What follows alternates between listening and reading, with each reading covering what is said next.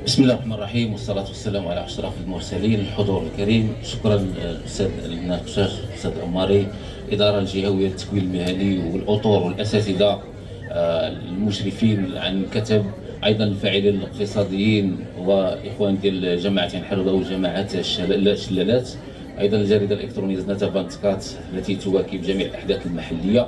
كنعتقد بان هذا اللقاء هو لقاء للاحتفاء، وجاء في شهر الاحتفالات، ذكرى المسيره الخضراء وعيد الاستقلال، وقبلها القرار الاممي الاخير الذي شكل يعني السطر الاخير في مرحله تاريخيه وفي حقبه تاريخيه من خلال التبصر.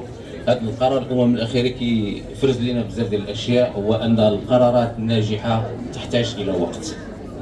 إذا النجاحات الكبرى تحتاج إلى وقت، يعني قرار يعني يستغل منا وتستنفد منا 50 سنة. حتى على مستوى الحياة الشخصية بعض القرارات الكبرى ولا بعض النجاحات الكبرى لديها أجل ولديها وقت معين. أيضا أن نجمعوا جميع المتدخلين في لقاء واحد، فبالنسبة لي هذا نجاح اللي هو كبير في منطقة واعدة، في منطقة صناعية يعني واعده، وايضا في منطقه لوجستيكيه منها سيكون ضمنها ان الميناء الجاف وغيرها من المشاريع الكبرى. اذا الاستثمار في الراس المال البشري اصبح يعني ضروره ملحه، خصوصا تبعا للتوجهات الملكيه اللي ما فتئ ان يركز على الاستثمار في الراس المال البشري. كما يقال بان اختيار اي مجال للشغل او العمل يجب ان يجتمع في كلمه رفق، وكلمة رفق تعني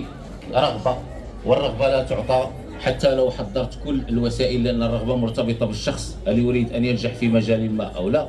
والفرصة، أعتقد بأن الاجتماع اليوم هو فرصة للعديد من الطلبة من أجل الانفتاح على الشغل، وأيضا من أجل أخذ التجربة، والقدرة مرتبطة بالكفاءات، خصوصا الآن في عصر التكنولوجيا والذكاء الاصطناعي وغيره من الامور اللي خصنا اننا نواكبوها. وللحمد لله المركز ديال التكوين المهني اللي هنا في زناتة اصبح يواكب العديد من المجالات ويواكب ايضا يعني التطور.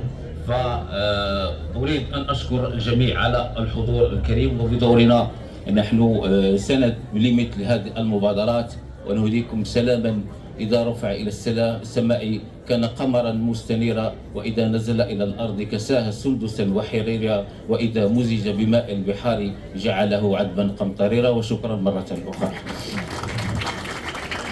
الله عليك سي سعيد.